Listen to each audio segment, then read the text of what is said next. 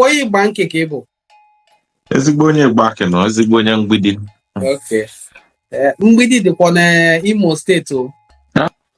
Anyị nwa ya na anyị nwa mgbidi dị n'Imo State ma Enugu ma Anambra State. I'm very very happy. Obi jupụtara na anwụrị ka esi hụ Yeah. enwe ike bịa online. Ka anyị mere this video because onye bịa mee n'ikpeazụ ni what's not Oba of Benin. There's not chosen or suspend their the traditional rulers na banke. Ya bụ okwu aba pụshamekwa okwu shinne o. Not Bowizu.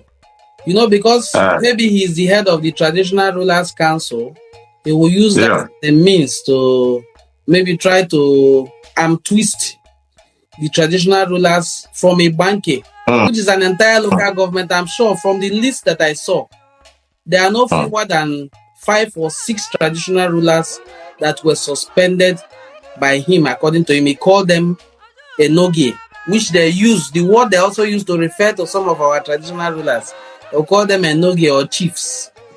So I said, anytime we get the opportunity to discuss, now my dream, Keto Yakono Nayaboku, in we can also a banke, so a banke, can marry Bendioni. This 9 hour bone, gets him marrying Yaku. Nwadike eziokwu ya ka ikwu ekelekemi alụ na mboila agba igi mene nyilecha wụrụ nwanne mara some ebe nyere ọrụ ezigbo mkpa ngasị na Chukwu kelu igwe kụwa gozi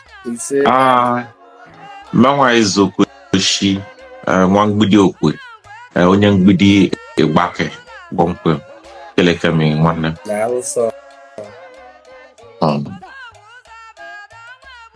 So, what do you think about this ban? Western Oba of Benin, Oba Ewuare II? He said he has banned a few traditional rulers from a banke. He's suspending them, and that they are chiefs and they are not kings. What is your reaction to it? One okwiku ajụjụ ezigbo ajụjụ and na ajụjụ ga-enwekwa ọsịsa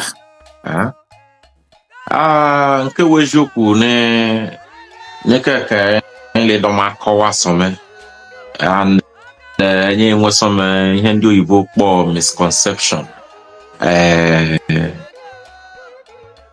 trewele wepụ some n'enyi and somebody will have, is it a truth or eziokwu or asị or eziokwu or asị ọwụrụ kwu ndị oyibo kpọọ propaganda ọnụ English ịghọtago. So onye nwa bụ mgbe ụfọdụ ọnụ na-akpọpụtasị afa Enuani eme ka kpekpehi bi ebe a, ngwere bi ebe a, oke bi ebe a ịghọtago. So maka na afa ndị anyị nọ na-akpọkwa na-asị na ịmago na-enye anya na ịmago akọlọ nka na-asị na ọnwụ otu ya bụ ihe dị ịghọtago.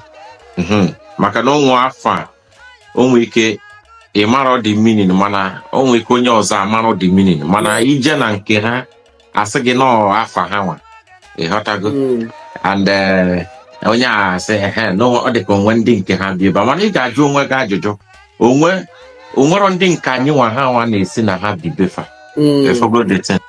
and ya bụ ife dịkwa ka ihe ndị gala na-emekwa. So ịmago so dịtị na-adị ka amarọ mma ezighi ezi ịmago ka e wee ya saa ndị bụ ndị Igbo. So o ruzie echi na-asị na akọ nka ndị a ọnyanwa bụ ebe m na-eje anọ ọnyanwa bụ ụdịrị ihe a kịta na-emekwa. Yes. Ịma na akụkọ history ndị oyibo si na ọ ga-repeat kwa himself and ịmago ine ihe ọ bụ na orugo 50 years or 60 years or 100 years 1 century ịfụ na dịtị na-achọkwa ome ọ dịka na ịmago na ọdịrọzi ka ha nwasị echi ịghọtago achọkwa ka ome ihe niile bụ ihe niile anyị na-akọ anyị na-ajụ anyị na-ajụ enwenye or eziokwu ni kende mbodo memel. Neke odo some of them bo ezigbo asị. Ano nyanwa bụkwa ihe nka bịakwanụ na-emekwa oge kike ya ghọta. So the suspension o si n'onye ndị eze anyị ọnụ mana kemgbe na otegokwa anyị bi na Igbake ebe a na-akpọ Igbake kama na afọ anyị mbụ abụrụ ndị Igbake, you understand? Yes. Anyị nwe village by village. Ọ dị ka kịta na bịa ise Obi Olisa abịa obido village ọmụba nwa ịghọtago. O nwere ike ya na nwanne ya a na-akpọ Okorie abịakwa Okorie na-amụ nwa. Ihe a ga-akpọ bụ ụmụ Okorie, ụmụ Obi Olisa, ụmụ eze anị, ụmụ Igwe, ụmụ nke ọzọ ụmụ Obi, ụmụ hụ. So from there ka ya abịazi na-ewepụta o nwezi ike asị oke ka anyị kpọzie onwe anyị afọ anọ a ịghọtago. Mana data ụmụ Igwe ka na ya, ụmụ Okwe ka na ya, efogo na ụmụ Ọhịa ka na ya, ụmụ Eze, ụmụ nka ka na ya, ụmụ Obi ka na ya, efogo. So that's it now. Ịma na ọnwụ oge ihe mme ebe na-achọ ka tinye aka onwe oge ihe bịa mee. So ọtụtụ ndị ụmụnne anyị ha na-emegbu na saịdị ilu a na-aghọta saịdị ilu akwudo a. So onwe onye a na-akpọ Ezenyi mba Eze Ogidigbo onye mgbidi ọnya mee ka ha nwa anata because a na-emegbu ha. Anekede ndị bụ ndị a ha si ọwa na some part of ụkwa na wejebe ebe a na-arụ ọrụ ugbo ịghọtago. So a na-ejizi ha na-eme na-arụ ọrụ ebe a. So Eze Ogidigbo kponata ha ọnya nwala ike ụkwa ikwu na anyị nwe eze before ịghọtago, mana na-asị na Igbo nwere eze efogo, which means in time in memory about 500 years ago of akụkọ Eze Ogidigbo na anyị nwe eze efogo ya na. So ihe a nyanwa na-achọ ime isi na ịbụ eze na your own community, then ị bịakwa na nke onye ọzọ ngịnị ada asụkwa ọkwa asụ esini na-enye ya suspension. Although thank God na ya wụ ihe n'omeme it happens, you understand. So ka ha nwa bụ ndị eze anyị ọ bụ na ha ga-amapụ ihe ka ha mara ihe. So onyanwa bụ ihe for more ọ dịchara mma na eze ga-suspend eze ibie, mana ọ dịkwa mma maka na o mekwa ka ndị obodo anyị na ka ha tụgharị uche ka amalụkwa na ịmago, because ị na-agwa ha na anya bụrụkwọ ndị a ụfọdụ adị reluctantly ịghọtago. Mana dịka mụ na ọ na-abụ ọ na-asụkọ m so n'ezigbo obi ịghọtago. Onye ọbụla jide kịta na because ịfọdụ ha ncha niile onye nke a na-asịsịrị na bụrụkwa m onye bi ha ndị wa bụ ndị eze ọ na-esi ha n'ọnụ na-apụta. Ịmago amara m otu kedu king onye nke a bụ king. The truth na-achọ I want to say is that there is no a king that was planted in our land. Yes. There was never, and they can never. Because only here in our pomo, any somebody bia or bia chibo budona ezubero. Imaro na magi we. Of course. And the Marokana is obuna ne mefi. Na yana modi. No matter no for the yes, no for the buda because ma bo for because no for or far ndị mbụ ube ha ji wee dobe mmụọ ịghọtago. So ọ ka dị ebe a ịghọtago. So anọ ka na-arụ ọrụ mana o nwee ike ọmarụ girigirigiri mana ọ ga na-arụ gradual. So otu ahụ ihe ndị some people na-aghọtarụ agbata anyụnwa bụ ndị mbụ, you understand. So Thank you. Sakuma nwere ka nsi gwa yi. Na amenwike na obeni dịka onye Enuani. Yunwa bụ onye Igbanke na Edo steeti. Aba na-asụkwa Igbo. Igbo nke onu Ika unu asụgbu ndị Igbanke. Onye nọ Imo steeti enwike wọshanye ekwu. Onye nọ Enugu steeti awọshanye asụ.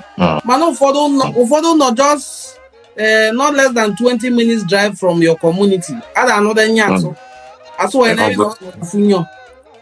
Ina ụfọdụ n'ime anyị na-egba nke ọ na-asụ we mba na ndị Benin Kingdom na abụ ndị Igbo. Enwecho na anything to do with ndị Igbo. Now that the traditional ruler of Benin Kingdom, the Oba, has suspended them as chiefs. There are so many of them. I have the list here. Ota Igbanke. Umugim Igbanke.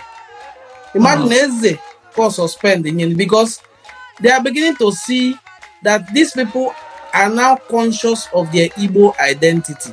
But I'm very happy about the response that the community has taken. They have planned a peaceful march.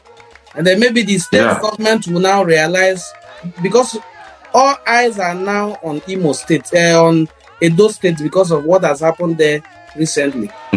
So I'm sure that by the time they make the request known to the governor of the state, he will respond to them speedily, because he wouldn't be able to contain any other trouble coming to Edo State, because all eyes are on Edo State as we speak.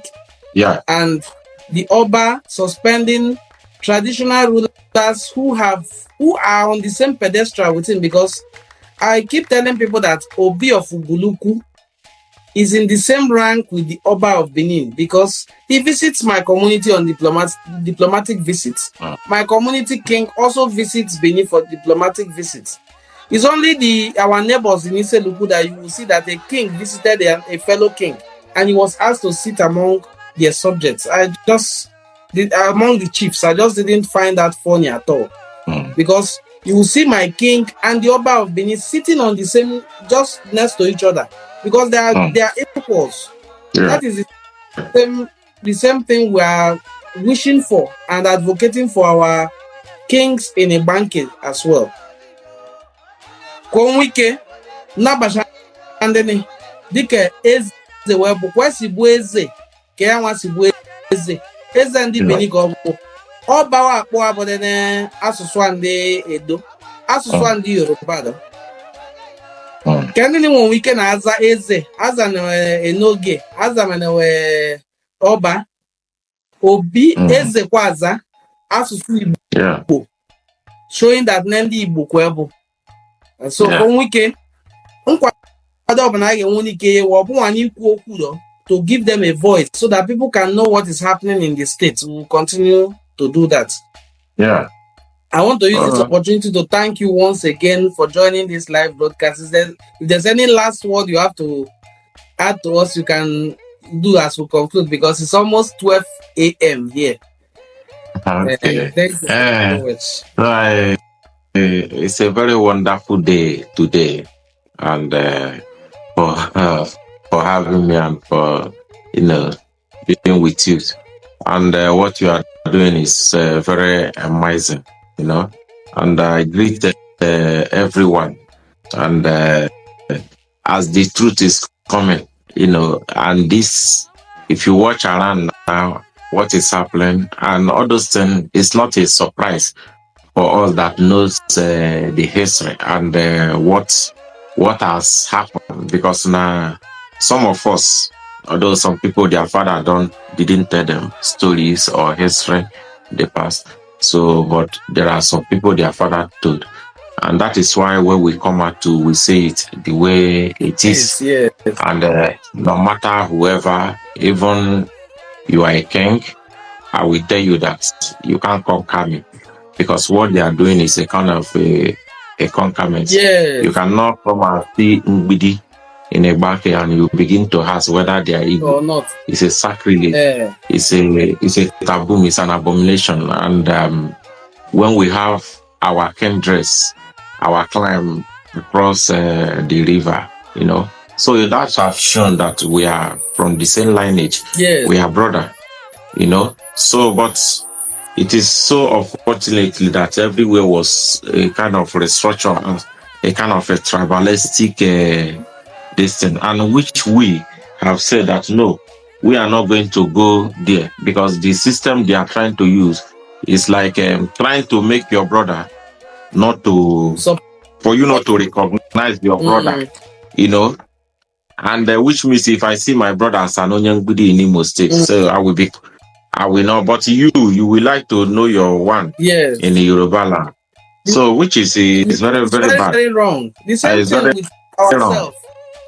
So in Imo State, and and so many other Ubuntu communities is now telling me that we are not one with them is a joke.